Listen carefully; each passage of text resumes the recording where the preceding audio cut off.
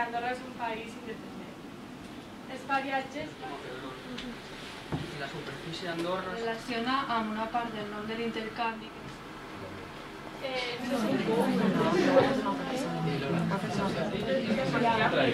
La papicidi, la papixi,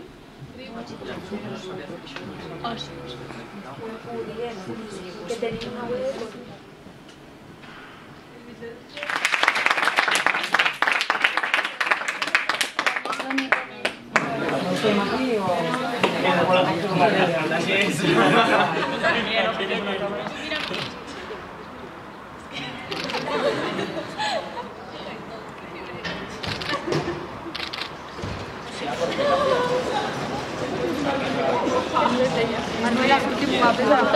És una realitat lingüística a Mallorca en què per molta presència que tinga la llengua i la cultura catalana, el jovent actual utilitza contínuament la llengua castellana en la presència que té tant a l'escola com aleshores com a Comissió de Normalització Lingüística. El que fem és oferir activitats engrescadores que puguin els joves associar el que és